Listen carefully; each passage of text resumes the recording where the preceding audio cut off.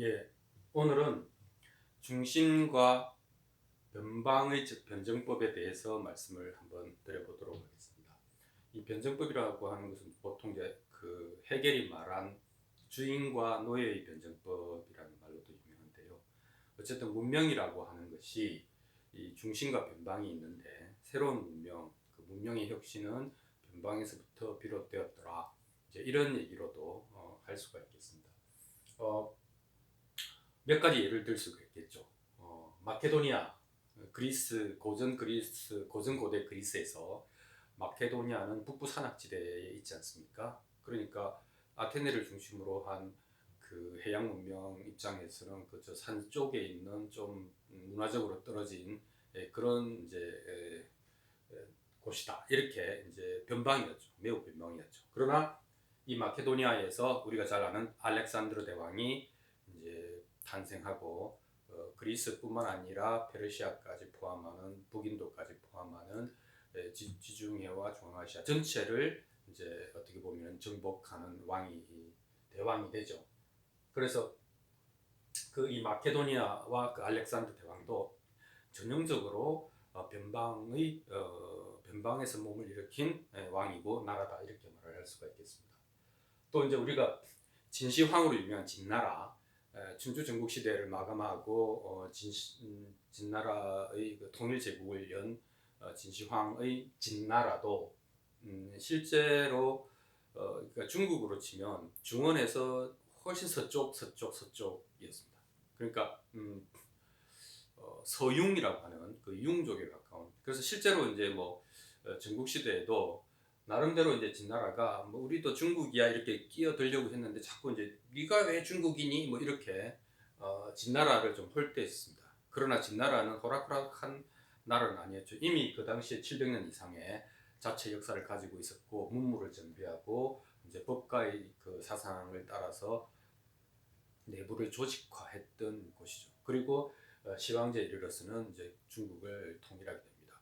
그래서 이 진나라도 중국으로 치면은 서쪽 변방에서 시작한 그런 나라다 이렇게 이야기할 수 있겠습니다.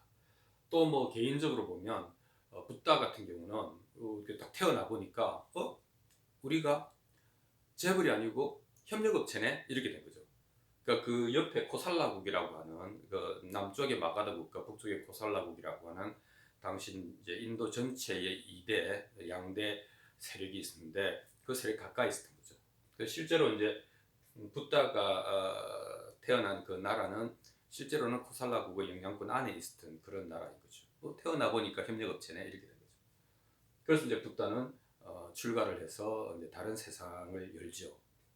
예수는 뭐 잘 알다시피 태어나 보니까 식민지네, 아예 식민지네 이렇게 된 거 아닙니까? 그러니까 이 위대한 업적을 남긴 개인도 또는 정복을 한 커다란 나라가 된 그 국가들도 보면 처음에는 다 변방에서 시작을 했다 이렇게 되는 것이죠. 사실 이제 마케도니아 진나라 붓다 이쪽은 실제로는 이제 철기 문명하고 좀 상관이 있습니다. 철기 문명 시대가 도래했는데 가장 철기 문명을 가지고 누가 이제 뭐 무기가 되었던 산업이 되었던 이 무역과 생산력을 올리느냐 그런 어떤 전략 전술을 잘 구사하느냐에 따라서 이제 제국으로 성장할 수 있는 것이죠. 마케도니아 같은 경우는 오미트에 이르는 장창, 그다음에 진나라는 법가 사상으로 체제를 정비한 거, 그다음에 이제 이 붓다 시대 때도 인도에서 이제 철기 문명이 왕성하게 시작되면서 이제 생산성이 높아지고 잉여 물자들이 생기고 그렇게 해서 상인과 공업 수공업자들이 늘어나게 되고 그러면서 이제 그 종교가 지배하는 사회에서 이제 이런 실제로 그 세력을 가진 사람들이 그 지배를 뚫고 올라오는 이런 역동적인 사회였던 것이죠. 이게 다 철기 문명하고 상관이 좀 있습니다.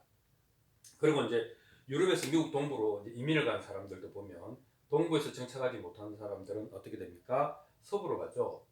또 서부에서 이제 드디어 사이버라고 하는 또 새로운 세계가 시작이 됩니다. 그래서 유럽에서 완전히 이제 그 털을 잡지 못했던 버려진 사람들이 동부로 자유를 찾아서 삶을 찾아서 오고, 또 동부에서 충분한 기회를 얻지 못해서 서부로 가고, 또 이제 이 실물이 아니라 사이버 쪽에서 지금 이제 그 미국 서부의 그 IT 제국이 이제 형성이 되는 것이죠. 그래서 모든 것은 이제 변방에서 큰 혁신이 시작되었다. 우리는 이제 그 직감적으로 알 수가 있습니다. 왜 그런가? 여기 갈증이 많겠죠. 갈증이 많고 결핍도 많겠죠. 그래서 대부분의 사람들은 갈증과 결핍 속에서 사실은 무너져 가지만, 또 어떤 사람, 어떤 집단은 이것이 이제 혁신이 되기도, 혁신의 기초가 되기도 하는 것 같습니다. 뭐 오늘은 이제 뭐 경영 혁신을 이야기하려고 하는 것은 아니고요. 우리 채널은 마음 공부니까 이렇게 이제 어려운 여건 속에서 뭔가 새로운 것을 개척하는 사람들에게 무슨 일이 있을까에 대해서 살펴보고 싶은 것이죠. 일단 이게 장단점이 있을 것 같습니다. 뭐 일단 단점은 유산을 못 받는다는 거죠. 유산이 없다. 이게 이제 단점이 되겠죠. 요즘 이제 수저 논쟁이 한창인데 어쨌든 뭐 받을 게 없다. 근데 받을 게 없으므로 마음의 빚도 없다. 이건 마음의 빚입니다. 실물의 빚을 질 수도 있죠. 부모가 빚을 남겨놓을 수도 있습니다. 그러나 마음의 빚은 없다. 이렇게 이야기할 수 있겠습니다. 자, 이게 내가 성공하지 못하는 조건이라고 생각할 수도 있고, 이게 내가 홀가분하게 마음대로 할 수 있는 나에게 여지를 주는 그런 조건이라고도 할 수 있겠죠. 이것은 생각의 문제일 수도 있겠습니다. 근데 사르트르라는 사람은 뭐 사생아로 알려져 있는데, 사르트르라는 사람은 이런 말을 했습니다. 나는 에비를 아버지인데 에비를 가지지 않은 행운을 가졌다. 이런 비유였습니다. 그럼 이런 얘기 아니겠습니까? 그죠? 그 구체제로부터 혜택을 받은 것도 없지만 구체제로부터, 그러니까 아버지로부터의 속박도 없다. 나는 자유롭게 내 삶을 개척할 수 있다. 이렇게 생각했던 것이겠죠. 그리고 보면 스티브 잡스라든지 클린턴 같은, 클린턴도 이제 뭐 어부다버지 밑에서 불우하게 살았지 않습니까? 그때 먹던 햄버거를 아직도 끊지 못해서 막 심장 수술도 하고 그랬던 사람 아닙니까? 그것도 대통령이죠. 스티브 잡스는 너무나 잘 아는 사람. 스티브 잡스도 이제 어떻게 보면 입양아 출신이고 자기 정체성에 관해서 어려움이 많았던 사람. 근데 이 사람들에게 뭐라 그럴까, 갈증과 결핍은 대단했을 것이고, 대부분의 그 자기 친구들은 잘 못됐단 말이죠. 근데 이 사람들에게 무슨 일이 있었길래 잘 됐을까?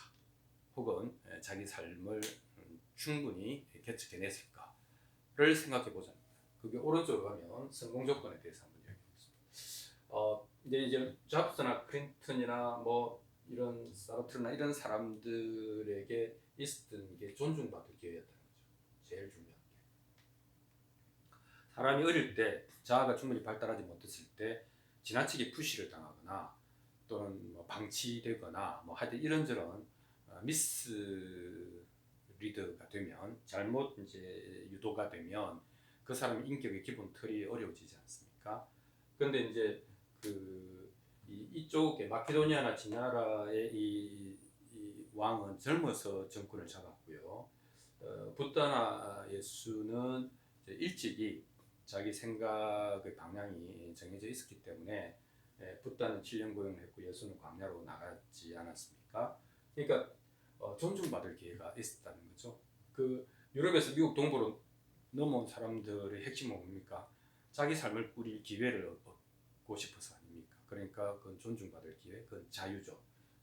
이 사람들에게 최소한의 자유가 있고, 그리고 아이들은 사랑받는 것보다 더 중요한 것은 존중받는 거죠.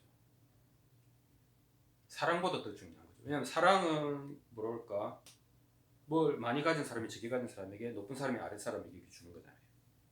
그런데 존중이라고 하는 것은 수평적으로 대하는 거 아닙니까? 네가 비록 어린아이지만 아직 네 밥을 스스로 벌어서 먹고 살지는 못하지만 나는 너를 한 인간으로서 존중하겠다. 이런 것이 그 아이가 스스로에 대한 그 자존감에 결정적인 영향을 미친다는 겁니다. 그러니까 잡스나 클린턴은 뭐 자상한 아버지는 없을지 몰라도 적어도 이 사람들이 자기의 삶에 존중이라고 하는 단어가 있었다는 것이죠. 그렇지 않았다면 주변의 여건이 그토록 안 좋았을 때 이 사람들은 쉽게 변명을 하면서 나는 슈렉이야 이렇게 생각하고 자기 삶을 진지하게 대하지 않았을 수도 있다 이렇게 얘기하겠습니다. 첫 번째가 존중받을 기회고요. 두 번째가 향상의지입니다. 이건 어떻게 보면 타고나는 것이라고 할 수 있죠. 이거는 누가 어떻게 할 수 없는 거죠. 여건이 좋든 나쁘든 내가 이걸 하고 싶다라고 하는 방향성이 있으면 그거는 의지가 있는 것이죠. 향상에 대한 의지. 이게 집중력을 만들어내는 것 같습니다. 집중력은 뭡니까? 나에게 중요한 것은 증폭하고 나에게 중요하지 않은 것은 무시하는 거잖아요. 외부의 자극을. 그럼 이것을 무시할 신호인가 증폭할 신호인가를 내가 판별해야 되지 않습니까? 사실 인생에서 성공의 키워드는 이거 아니겠습니까? 집중력 아니겠습니까? 근데 집중력의 그 판별 기준은 뭐냐? 그건 내가 무슨 의지를 갖고 있냐? 내가 설정한 내 인생의 주제가 뭐냐? 이것이 강할수록 일관될수록 집중력은 저절로 높아질 것이죠. 거기에 따라서 증폭과 무시가 이제 자동으로 일어나기 때문입니다. 이게 없으면 모든 자극에 대해서 전 360도 전 방향으로 반응을 해야 되기 때문에 힘은 한 곳으로 모일 수가 없는 것이죠. 이게 두 번째 조건이었다 싶습니다. 그리고 이제 세 번째 어쩌면 가장 중요할 텐데 이제 운이 따르느냐, 운이 따르지 않느냐 뭐 이런 것이죠. 운은 또 어떻게 보면 우리가 통제할 수 없는 거 아닙니까? 마케도니아의 그 알렉산더 대왕은 20살에 마케도니아 왕이 된 이후에 10년도 안 돼서 전 서양과 동양을 그때 당시에 세계를 정복했지만 28인가 29에 죽어요. 급사를 해요. 그리고 진나라의 진시황도를 잘 알지 않습니까? 중국 제국을 통일했지만 또 순시 중에 또 병이 나서 죽습니다. 이런 걸 보면 운이라고 하는 것은 좋을 수도 있고 나쁠 수도 있다.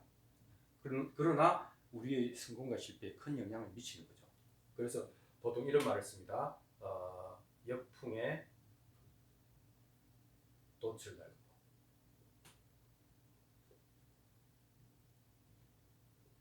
운은 역풍이 불 수도 있죠. 운이 안 좋을 수도 있죠. 하지만 그때 우리는 돛을 조정해서 바람을 받았지만은 그 역풍을 잘 돛을 조정해서 앞으로 나아가게 하는 추진력으로 사용할 수도 있다. 이렇게 말할 수 있는 겁니다. 그러면 역풍에 돛을 조정하는 그 힘은 어디서 나오느냐? 그것은 향상의지, 집중력을 가져주는 향상의지에서 나온다. 그래서 내가 가고자 하는 방향이 분명하면 불운이든 행운이면 속도가 빨라질 것이고 불운이면 방향이 더 단단해질 것이다. 이렇게 말을 할 수가 있겠습니다. 그래서 오늘은 대다수의 문명의 혁신은 이제 변방에서 일어났는데 그 변방에 일어난 이유 중에 하나는 유산이 없지만 빛도 없었을 것이다. 자유로웠을 것이다. 그래서 혁신의 기초인 시도, 트라이 해보는 것이 쉬웠을 것이다. 이런 얘기를 할 수 있고요. 그렇지만 조건도 있을 것이다. 그러니까 존중받을 기회. 이거는 유아기 때 너무나 중요한. 그리고 우리가 이제 모든 부모들은 내 아이를 사랑으로 키운다라고 하는 생각은 머리에 있는데 존중하면서 키운다라고 하는 생각은 자세히 상세하게 해보지 않았을 수도 있습니다. 그러나 아이가 나중에 커서 자기 발로 세상을 걸어가느냐 못 걸어가느냐는 존중과 관련이 있다. 그리고 두 번째는 결국 핵심은 그 사람의 의지다. 향상하고자 하는 의지다. 그리고 그 의지가 어느 방향을 향하고 있느냐 하는 것이 뚜렷할수록 아까 이야기한 정폭과 무시, 받아들이는 자극에 대한 판별이 명확해지기 때문에 집중되고 한 방향으로 정렬된 에너지를 낼 수가 있다. 이렇게 말하겠습니다. 그리고 우리에게 넘나드는 행운과 불운이라고 하는 것조차도 나의 방향성, 나의 인생 주제가 뚜렷하면 속도의 문제일 뿐 방향에는 아무 문제가 없다. 오히려 다져진 방향으로 다음 행운이 찾아왔을 때 더 빠른 진전을 이룰 수 있다. 이렇게 이야기할 수 있겠습니다.